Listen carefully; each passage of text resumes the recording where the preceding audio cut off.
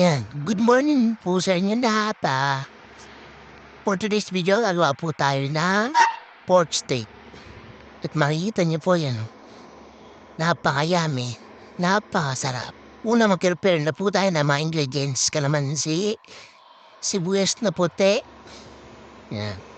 Huwain na natin pabilog para mamaya hindi tayo, sibuyas bawang.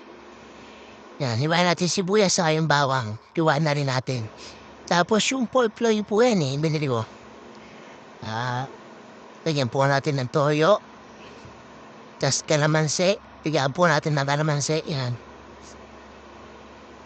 Pagtapos natin bigyan ng kalamansi yan. Lalagyan natin ng pamintang durog. Yan o. Tas lamas-lamasin po natin. Tas iset aside po muna natin yan. Gagawa tayo ngayon ng cornstarch sa tubig. Para mamaya, dire-diretso na luto natin. Pero lang natin lahat ng gagamitin natin. Yan. Mix. Siyempre, ito na po tayo ng pork loin. Yan. Salam na po tayo ng pork loin. Yan. Tapos, mga kaibigan, baka pwedeng palike and share naman ng page natin para mas marami pang mapanood na mga video natin. Mga mas marami pang i-upload na mga lulutuin natin. Para matulong sa mga taga-aral pa magluto. Salamat po. Ano? Tapos na magprito yan.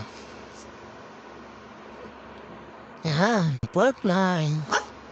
Tapos ito yan. Yan yung finished product natin na prito natin yan.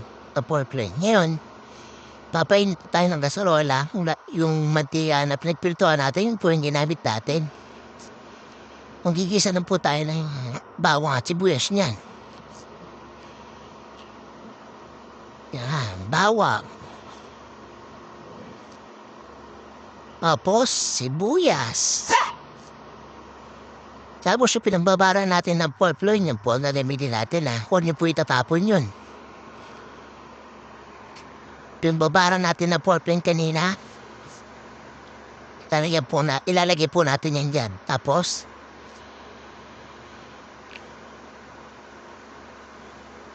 yan. Tapos haluhuli muna natin yan. Pakulo-ulam tayo. Tapos, nagdagdag ako ng tubig yan. Tapos, nagdagay na rin ako ng toyo. Tapos, pakukulay natin na pakukulay lang muna. Tapos, pagtapos kumulo niyan, lagyan na natin yung cornstarch mamaya. Yan. Tapos yan, nalapot yan. Pagkakulo niyan, medyo lalapot-lapot na yan. Magdadagdag lang ako ng isa pang baso pang tubig. Kasi yung mga bata, mahilig sa sabaw. Tikman natin, tapos lagyan natin na mga panimpla pa. Mga bechin yan. Tapos, halo-halo yan. Susunod niyan, lagyan na natin yung pork loin. Just pakuluan lang natin na pakuluan.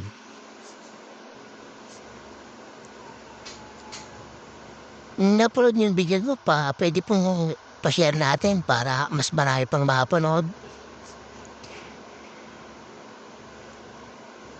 Yan daming pork loin yan 1 kilo yung nabili mong pork loin na yan Yan, nanauli natin. Tapos pakuluin lang natin. Yan. Yan Bulong na siya guys. Tapos hanguin na natin yan. Yan Tapos lalagyan natin ng sibuyas na puti. Napakasarap. Pakabango niyan. Talagang mapaparami ka ng kain. Now look at that Sobrang sarap. Yummy.